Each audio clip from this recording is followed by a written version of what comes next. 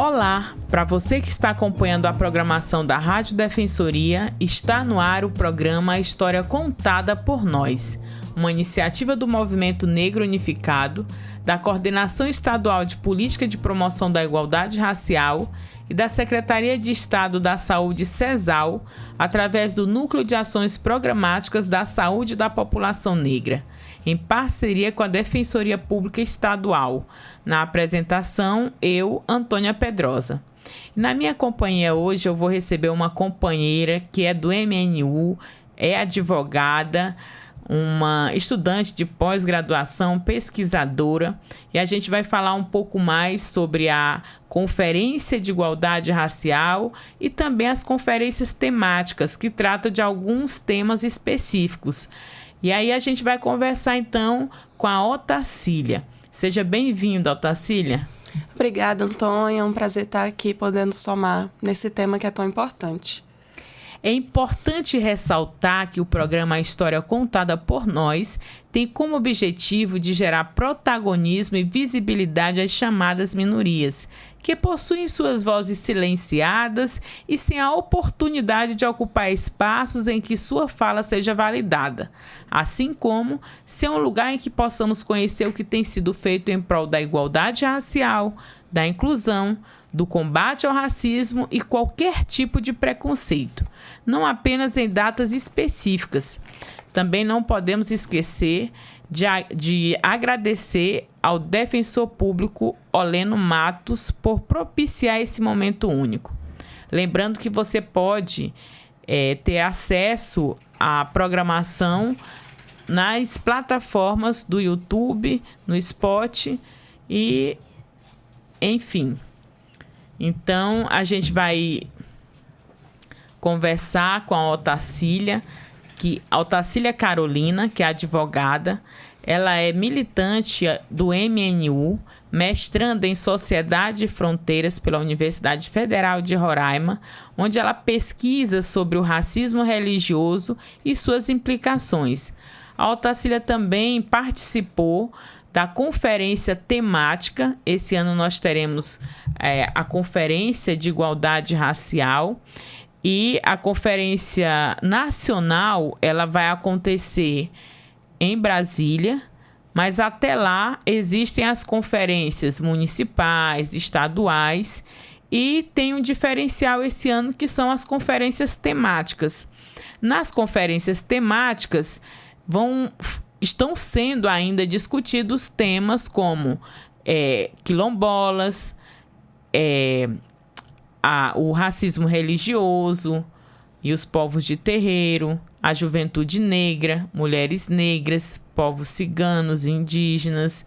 Então, as conferências temáticas, elas trazem um teor, né, Otacília, mais específico dentro desse arcabouço que nós temos em relação ao racismo existente no Brasil.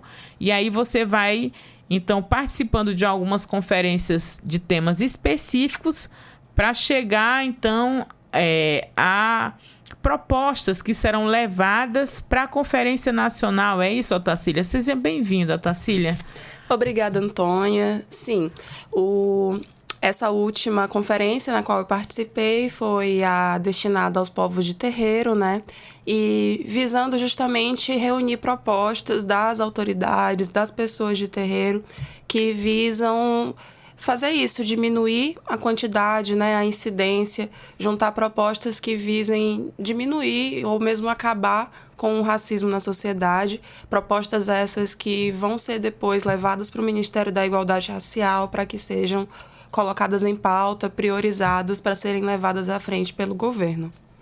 Exatamente. E nessas conferências temáticas, né, você esteve participando, então, da conferência, que nós vamos ter a 5ª conferência também aqui no estado, que é da promoção da igualdade racial, que representa um marco no fortalecimento das políticas públicas voltadas à equidade racial em Roraima.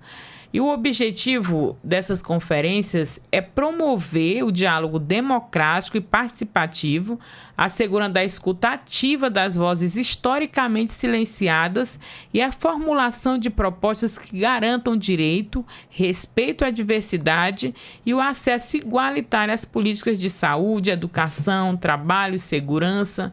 Ou seja, que o Estado assuma também essa responsabilidade que nós poderíamos dizer, Otacília, dessa dívida histórica com o povo negro desse país? Exatamente. É uma obrigação realmente do Estado que tem sido buscada, né, a efetivação através dessas conferências que visam realmente chegar em propostas que sejam minimamente suficientes para conseguir buscar reparar todo o dano, né, causado às gerações de populações negras que são descendentes dos traficados de África para o Brasil desde a colonização e que desde então sofrem com o racismo estrutural aqui do nosso país, que abrange a pessoa preta aqui desde então em várias áreas. Então é muito justo que se divida isso em secções diferentes, né, para tratar da mulher negra, do LGBT negro, da pessoa de terreiro negra, porque cada um desses locais vai precisar realmente de políticas diferentes e específicas, já que o racismo atinge essas classes de pessoas realmente de formas específicas. Exato, e aí a gente é o que nós chamamos de interseccionalidades, né? Sim. Que normalmente atinge alguns corpos em 2 ou 3 quesitos, digamos assim, para que as pessoas compreendam. Então, se você é mulher, você sofre o machismo, você sofre, né, da misoginia, das questões patriarcais, que também tem esse histórico estrutural no nosso país. Mas se você é uma mulher negra ou uma mulher com, digamos, comorbidade ou uma mulher LGBT, enfim, então, e aí você vai ter 2 ou 3 questões que vão te atingir diretamente, né? Sim, e colocam a pessoa também no elo mais frágil da sociedade, né? Como realmente uma vítima estrutural do poder que é patriarcal nessa sociedade, né? E que vai realmente estar em vários âmbitos. Às vezes passa despercebido, mas porque a gente é realmente ensinado, crescido num ambiente em que tudo isso é naturalizado, todo esse racismo, todas essas políticas que são, na verdade, hegemônicas e que buscam a exclusão dessas pessoas da sociedade. Então, o que essas conferências vêm buscando é justamente a reunião de propostas por pessoas que são vítimas diretas desses casos, né? Roraima levou 3 pessoas. Fomos eu, Otacília, Tata Bocolê e Emília Alzira, representando o Estado, e cada Estado levou 3 representantes também para que levassem suas propostas, e lá no dia foram divididas as pessoas em eixos, né? Reparação racial, justiça racial, e nisso cada eixo foi debatendo propostas que pudessem ser priorizadas e outras que ainda fossem ser votadas na plenária para que essas propostas fossem levadas ao Ministério da Igualdade Racial para que sejam realmente priorizadas pelo governo, para que sejam colocadas em prática pelo governo na busca de uma sociedade racialmente mais justa, né? Então, nisso foi realizada, mesmo depois de muita deliberação durante o dia, né? Foi um evento grande com representantes do Brasil inteiro, um evento bonito de ver pessoas de terreiro em representação reunidas para fins de um objetivo que é novo, infelizmente, no nosso estado, né? No nosso país, que só muito recentemente parece ter se tocado do quão cruel é a escravidão e do quão cruel e errado é tudo que aconteceu, né, com a população negra do nosso país, e que vem buscado de algumas formas tentar diminuir esses casos ou reparar os danos causados, por mais difícil que isso seja, né? Mas a gente tem atuado em comunhão com o Ministério da Igualdade Racial, com o próprio MNU, atuando em comunhão com os nossos e com o próprio poder público para visar, né, chegar em políticas públicas que sejam aplicáveis e que, de fato, cheguem nessas populações que são mais vulneráveis e atingidas diretamente pelo racismo. Uma coisa importante, né, para a gente destacar, Otacília, é que essas conferências temáticas, elas deveriam ser ocupadas por pessoas dos movimentos sociais. Ou seja, não era para o poder público, era para aquela pessoa que realmente está na ponta, fazendo a discussão sobre as temáticas raciais em segmentos específicos. E daí vocês foram porque vocês são representações, né, desses segmentos que estão inseridos nas casas, digamos assim, de terreiros, não é isso, Otacília? E que fazem e sofrem também no dia a dia, na sua, como a gente chama, profissão de fé, né? Desses olhares, desse preconceito que ainda é muito latente na nossa sociedade quando se trata de religião de matriz africana, não é? Com certeza. Eu, além de pesquisadora do tema, sou uma pessoa de religião de matriz africana também, sou candomblessista, filha de Oxum, e é uma coisa muito, muito cara para mim, muito, muito visceral. A nossa fé, a nossa ancestralidade é muito importante pra gente, porque é uma coisa que realmente, um direito que nos foi tomado quando nossos ancestrais vieram, foram traficados, né, para cá, e a gente perdeu direito a toda essa ancestralidade que foi criminalizada, que foi demonizada, que foi escondida a todo custo, né? Então, quando a gente tenta retomar essas raízes, é além de muito engrandecedor, de muito satisfatório por dentro, é uma coisa que a sociedade hegemônica e cristã e branca não aceita com bons olhos, não vê com bons olhos e realmente faz de tudo para demonizar aquilo culturalmente. Então, a gente cresce numa sociedade que demoniza historicamente e estruturalmente as religiões de matrizes africanas, principalmente. E por isso que se fala especificamente em racismo religioso separado de intolerância religiosa, né? Já que a intolerância pode ser destinada para qualquer religião, enquanto que o racismo religioso é uma especificidade de religiões de matrizes africanas, porque é uma intolerância que é explicada, por mais que não justifique, né? É explicada nessa origem africana dessas religiões que foram por tanto tempo perseguidas e demonizadas pelas culturas hegemônicas presentes aqui. E aí, vale a gente lembrar, né, Otacília, que saiu, acho que mês passado, uma pesquisa sobre as religiões e que houve um aumento, né, do número de praticantes da religião de matriz africana, principalmente por parte de pessoas não negras. Não sei se você viu essa pesquisa e como que você vê também esse aumento desse segmento e, em contrapartida, as pessoas negras, né, elas estão indo mais para outras religiões neopentecostais e aí você traz uma questão que também é muito interessante, que é sobre a resistência que representa essa religião. Por que resistência? Porque, como você falou, o colonizador não permitia que o negro exercesse a sua condição de ser humano, de sujeito. Então, era como se aquelas pessoas não fossem pessoas que pudessem professar a sua fé, que tivessem sentimentos, ou seja, eram como se fossem objetos. A partir do momento que eles eram, né, como eles eram tratados, eram vendidos, enfim.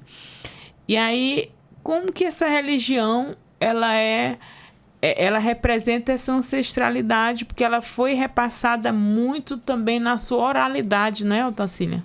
Sim, ela foi demonizada, perseguida, criminalizada de todos os jeitos, né? Então, o que a gente tem hoje é uma religião completamente brasileira, na verdade, porque foi o que resistiu diante de tudo que foi tentado de ser apagado, né? Então, depois de várias, na verdade, tentativas desse apagamento, através de sincretismo, de outras possibilidades de resistência que se foi adotada pelas populações negras antepassadas para conseguir resistir e fazer com que a cultura e a fé continuasse existindo da forma possível, né, para que as pessoas também não fossem mortas da forma possível, acontecia. E o que a gente tem hoje é o resquício disso, né? É muito diferente das tradições de África e até principalmente porque o que chegou aqui não foi uma civilização ou uma cultura. A gente costuma ser muito mal informado sobre o continente que é a África, né? E costuma relacioná-lo como se fosse um único país, mas aqui chegaram pessoas de todo um continente que falavam diversos idiomas e tinham diversos tipos de cultura, tinham seus nomes, tinham suas fés, suas crenças, suas culturas, seus modos de viver, e tudo isso foi arrancado, demonizado, né? Então, o que a gente tem hoje é realmente uma sobrevivência, e tentar resgatar isso, tentar se conectar a isso, continua sendo, sim, um ato de resistência, sendo que até hoje essas religiões são demonizadas pela mídia, pelo próprio Estado, que ainda atua de forma estrutural, né, infelizmente, na desvalorização dessas religiões, já que o Estado, mesmo tendo a obrigação de ser laico, ainda falha muito nessa obrigação, nesse dever constitucional, né, da laicidade e da garantia da liberdade de culto das pessoas, independente da religião, independente da cor da pele da pessoa, enfim. A gente ainda nota, infelizmente, muitas violações a esses direitos, seja no pessoal, no individual, no xingamento, em um bullying na escola, até a fatos mais graves como assassinatos de pais de santo e depredação de templos religiosos. Isso é muito comum ainda no nosso Brasil. E, infelizmente, a gente precisa realmente ainda estar correndo atrás de diálogos com o Estado para que se tentem colocar em prática políticas públicas que visem diminuir essas ocorrências. E quanto à presença, né, manifesta de pessoas brancas e, na verdade, da maior ocorrência em não sei quanto tempo, né, de pessoas dentro dos terreiros, eu acho que isso implica, na verdade, uma possibilidade de que as pessoas estejam perdendo um pouco, na verdade, bem pouco, do medo de se mostrarem, né, como professantes dessa fé, o que ainda é muito difícil, porque aqui no estado, por exemplo, a gente tem muitos terreiros, mas a maioria a gente nem consegue dizer, de passar na frente, que é um terreiro de candomblé, de umbanda, do que quer que seja, porque as pessoas têm muito receio, não se sentem seguras de professar, de demonstrar a religião delas, por medo, né, de represálias, de violência. Então, ainda, por mais que seja uma presença que esteja chegando, né, dentro das religiões, seja uma presença branca, infelizmente isso acaba também dando uma visibilidade para a religião, e a gente não faz diferença, né? Todo mundo é bem-vindo dentro do terreiro. Por outro lado, acredito que a presença em massa negra da população negra nas religiões pentecostais vão representar um sucesso, né, dessa mídia que faz todo um esforço em que essas pessoas negras não acessem sua ancestralidade e acabam recorrendo a formas de expressar sua fé que vão acontecer de qualquer forma, mas formas de expressar essa fé que acabam por sendo hegemônicas e que, querendo ou não, acabam por bater em um sincretismo reverso, que eu costumo chamar, são práticas muito comuns de acontecerem em terreiros, como incorporações ou coisas nesse sentido, que acabam por acontecer em templos cristãos e que as pessoas... Você vai, parece uma gira de Exu, mas é uma igreja, sabe? Então, as coisas se misturam e, infelizmente, as pessoas ainda têm um olhar muito cru e muito racista, né, sobre as manifestações de matriz africana e acabam por demonizar. Mas eu acredito que dando passos de formiga que a gente vem dado, né, a gente consegue chegar em um lugar de mais respeito a essa pluralidade. Então, Otacília, você vê, por exemplo, essa maior incidência, né, de pessoas negras para outras religiões como se fosse também um mecanismo de fugir dessa intolerância, desse racismo religioso. Porque com certeza. Se ela vai para uma outra religião que, entre aspas, é mais aceitável, seria um mecanismo a menos para sofrer racismo? Sim, com certeza. A pessoa que é vítima de racismo, ela vai fazer de tudo para não passar por isso, né? Então, desde a mulher que alisa o cabelo para tentar ser mais aceita, né, na sociedade e tentar ter uma passabilidade nos locais, é completamente comparável com a religiosidade também, com a pessoa ter medo de ser vista como macumbeira, sabe? E sofrer preconceito por isso no local de trabalho, na própria família. E muitas pessoas sofrem com isso e sofrem represálias reais por isso. Então, é muito comum, sim, que as pessoas acabem por escolher uma religião que seja mais hegemônica, mais socialmente aceitável diante do que foi ensinado para ela. Para visar diminuir mesmo as violências, diminuir a possibilidade de sofrer algum tipo de racismo. Embora que na prática, né, como você falou, lá vai ter o óleo ungido, vai ter o banho de ervas, vai ter... a manifestação do Espírito, que eles vão chamar do que eles quiserem. Santo, né? Sim. É engraçado até, como eu chamo como orientador de esse sincretismo reverso, né? Porque tem o sincretismo que foi originalmente utilizado pelos povos africanos para fazer a religião de matriz africana sobreviver, atribuindo santos católicos a algum orixá que tem algum arquétipo parecido para conseguir fingir para o colonizador que estava adorando aquela religião católica, mas conseguindo, diante disso, fazer os seus ritos e cultuar seus orixás, seus inquis, seus vuduns, por baixo dos panos, sabe? E, diante disso, eu acho que é completamente comparável, né, também com a pessoa que está numa religião que é oriunda do cristianismo, mas que tem práticas que a gente vê que são muito comuns, que são brasileiras, são da raiz do povo brasileiro, né?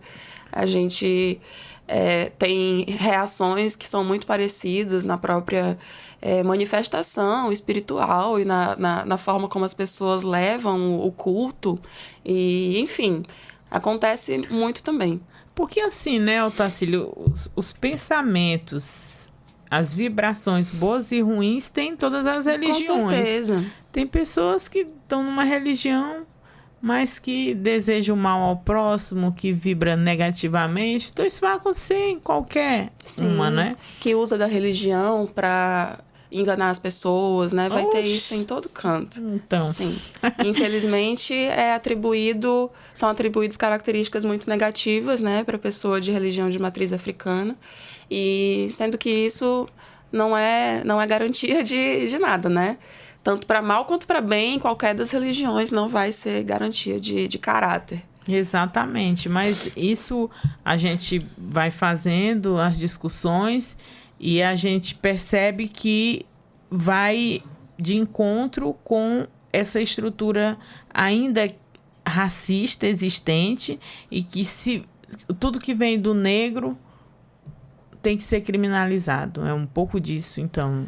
Com certeza. Historicamente é isso, já que após a abolição da escravatura, não é como se os negros que até ali foram escravizados tivessem sido realocados, dados terrenos para eles sobreviverem, plantarem e trabalharem. Não foi isso que aconteceu, né? Foram jogados às ruas e, após isso, foi criminalizado todo tipo de conduta que eles realizassem, fosse criminalizando a capoeira, qualquer tipo de dança, de reunião, se a pessoa estava sozinha, criminalizava a vadiagem, se a pessoa está sozinha na rua, prende também, porque... Samba, né? Qualquer coisa, justamente. Então, o que se buscou foi criar a polícia para proteger a propriedade privada do colonizador, né? E criminalizar qualquer outra conduta que fosse também poder ameaçar esse local, né? Do branco colonizador. Essa hegemonia, né? Sim. E que fosse possibilitar uma existência digna para as pessoas que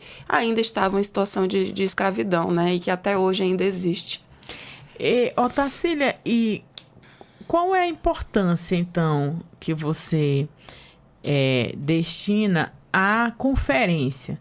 Né? Você foi para a conferência, teve sugestão de propostas, e no que isso vai desembocar, digamos assim? Pronto. Eu acho importantíssimo porque a conferência reuniu as pessoas diretas que são afetadas por esse problema, né? Então, reuniu e ouviu diretamente essas pessoas. Claro que é uma coisa muito iniciática, é uma política que ainda tem muito que caminhar no Brasil como um todo, mas principalmente aqui em Roraima. E com muitas falhas de comunicação e de coisas que ainda a gente precisa organizar, mas é muito importante a existência da conferência e a reunião dessas propostas, a deliberação conjunta das pessoas para se chegar em propostas que sejam votadas por todo mundo, que sejam consideradas por todo mundo, ouvidas por todo mundo, para que a gente entenda realmente quais são as demandas dessas pessoas, né, no território nacional, e que essas demandas também tenham sido levadas diretamente ao Ministério da Igualdade Racial, né, para ser colocada em pauta pelo governo federal. Sim. E isso reverbera diretamente também nos outros poderes, né, digamos assim. Então, é muito importante para que isso depois chegue às outras camadas sociais e para que a gente consiga estruturalmente também tentar desfazer o racismo, já que ele vem de uma estrutura do Estado, né? Sim. E é importante porque a partir dessas conferências, né, como você fala, vai gerar, então, documentos que vão, inclusive, ser base para legislações. Exatamente. A gente tem o Estatuto, por exemplo, da Igualdade Racial, que é um fruto de uma demanda das conferências, né? Exatamente. Nisso a gente consegue reunir demandas e documentações e realmente criar embasamento para criar legislações, porque através disso a gente mostra que existe um dado, que existe uma deficiência, que existe um problema social, e a partir disso, demonstrando o problema, levando direto a pessoa que está sendo afetada para ser ouvida, o que tem um efeito muito importante, né, na resolução do problema. A gente consegue facilitar esse processo realmente e fazer com que as leis, por mais que criadas, sejam eficazes e que cada vez mais a gente consiga ter leis e aplicá-las que vão direto na raiz do problema. Como a gente tem, por exemplo, leis que existem há muito tempo e que não são aplicadas, como a própria Lei 10.639. Isso. E que a gente sabe que é de 2003, mas que até hoje a gente luta para conseguir colocar ela em prática. E, para mim, ela é uma das mais importantes no sentido de combater o racismo, né? Porque é justamente isso, ela vai na raiz, que é na educação, na criação das pessoas que estão ainda em desenvolvimento, né? Para entenderem sobre cultura afro-indígena, e que é uma das coisas mais importantes para que não se cresça com essa ideia hegemônica e embranquecida de que só um tipo de gente, de crença, de forma de vida é válida, né? E se reconhecer também nessa diáspora, né, Otacília? Como você falou, tem muitas pessoas que confundem a África com um país. É um continente com 54 países. Exatamente. Com uma série de línguas, de culturas. De religiões também, Exato. porque as próprias religiões de matriz africana se dividem em várias. A gente tem o candomblé, mas tem o candomblé Queto, Nagô, Jeje, Angola, sabe? Então, uma infinidade, sim, né? com certeza. E aqui no Brasil já vão se espalhar em vários outros também. A gente tem a Umbanda, a gente tem Quimbanda, Terecô, tem muitas denominações, o que não falta é adepto de outras religiões. Então, realmente tem gente, sabe? Tem pessoas que precisam dessas políticas públicas. E até mesmo para proteger o seu direito ao culto, né? Como você falou, tem muitas pessoas que ainda não se identificam como praticantes daquela religião, justamente por medo de represária, né? Do racismo, de serem constrangidas, enfim. E aí, como tu mesmo disse, tem várias histórias e exemplos. E, Otacília, quais seriam, na prática, né, os encaminhamentos para uma pessoa que sofre racismo? Bom, o primeiro é que ela realmente procure a polícia, que tem a obrigação, né, o dever de tratar do crime. E quando o que é possível de acontecer, né, se a polícia não der o tratamento adequado, que se busque uma negativa por escrito do porquê, dá para fazer o boletim de ocorrência virtual também, dependendo do caso, e buscar o principal, reunir o maior número de provas, né, do ocorrido, do crime, do acontecido, e com isso reunir as fundações que são responsáveis, né, pelo tratamento disso estruturalmente, como a própria Defensoria Pública, o Ministério Público e o advogado de confiança que possa estar instruindo a pessoa diante de um crime específico, né, de uma conduta específica para direcioná-la melhor sobre o que pode ser feito, mas buscar em comunhão, né, com as próprias associações também de organização da sociedade civil, que hoje em dia já tem também, como a FATAB, a FUCABER, aqui em Roraima, que também atuam em defesa das pessoas de terreiro aqui no estado, né, com encaminhamento, com conselho, às vezes sobre coisas administrativas mesmo, mas que com certeza pode auxiliar nesse sentido. A gente ainda não tem uma delegacia especializada aqui no estado, na realidade tem uma dificuldade muito grande de se tratar disso policialmente, né? Por uma falta mesmo de ter essa possibilidade. A gente não tem aqui, quando se liga para denunciar, a categoria de racismo religioso, de intolerância religiosa. Então, muitas das vezes, isso acaba sendo tipificado lá na delegacia como briga de vizinhos, por exemplo, sabe? Então, a gente não tem esses dados, acaba tendo essa dificuldade de ter esses dados de racismo religioso, de intolerância, o que dificulta muito a criação de políticas públicas. Então, você vê que o problema é realmente bem radical, né? Sim. Bem da raiz da situação. Então, o ideal para a pessoa que passa por uma situação é precisar de muita força mesmo para lutar pelo seu direito, porque ela vai precisar, né? Não vai ser fácil, ela não vai chegar na primeira delegacia e ser bem recebida pelo policial e receber aquele crime como sendo realmente muito, muito difícil, muito cruel. E, infelizmente, essa é a realidade que a gente tem atualmente, onde as pessoas não têm treinamento mesmo para lidar com isso, para entender a gravidade do problema. Então, a gente precisa se reunir, se aquilombar, né, como a gente chama, se reunir com os nossos e decidir em comunhão o que é que pode ser feito a partir do que aconteceu. Mas buscar sempre o judiciário, buscar sempre quem tem a obrigação judiciária de ajudar nesses casos, de responsabilizar o agressor e de possivelmente indenizar a pessoa que é vítima nessa situação. É porque a gente, como você disse, ainda tem muitas dificuldades de caracterizar, dificuldades de reconhecer, e isso bate de encontro com os dados. Por exemplo, o brasileiro, ele reconhece que o Brasil tem racismo, mas a maioria não se reconhece racista. Então, ao praticar tais crimes. E aí você tem também um pacto ali da branquitude, que a Cida Bento chama, Sim. que não, mas isso não foi. E aí quando tu vai, é só uma briga de vizinho. Não vamos levar isso para frente, vamos resolver por aqui. E aí sempre a parte que fica no prejuízo, digamos assim, continua sendo essa população, né? Em relação à sua profissão de fé ou por ser uma pessoa negra.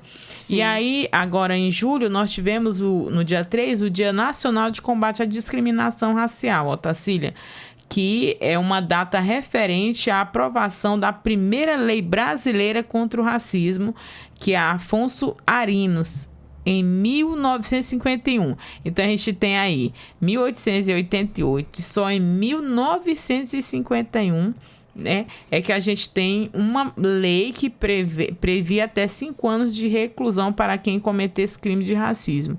Só que é bem recente os dados de que há pouco tempo é que a gente teve o primeiro caso tipificado de criminalização de uma pessoa por crime de racismo, né? Sim, realmente são 2 pesos e 2 medidas, né? A gente tem uma sociedade em que tipificar o racista tem toda uma dificuldade, tem toda uma dificuldade mesmo para poder criminalizar essa atitude racista, para poder responsabilizar o agressor, enquanto que para tipificar e criminalizar o negro, o escravizado, sempre foi a primeira coisa, sabe? A se fazer logo após a abolição. Então, a gente... É muito nítido, né? Perceber como tem... As contradições jurídicas, inclusive, exatamente, né, Otacília? Então, por mais que essa lei exista, ela realmente vem...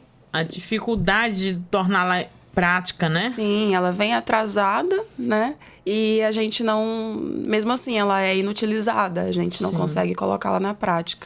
Inclusive, foi um caso essa semana no Fantástico, onde um jovem branco...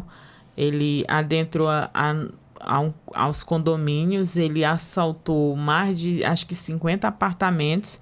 E aí o que chama a atenção foi uma frase da delegada que dizia que ele não tinha cara de bandido. Ou seja, um cara branco que estava bem vestido. E qual é a cara, então, de um bandido, né? A gente já sabe o que eles pensam.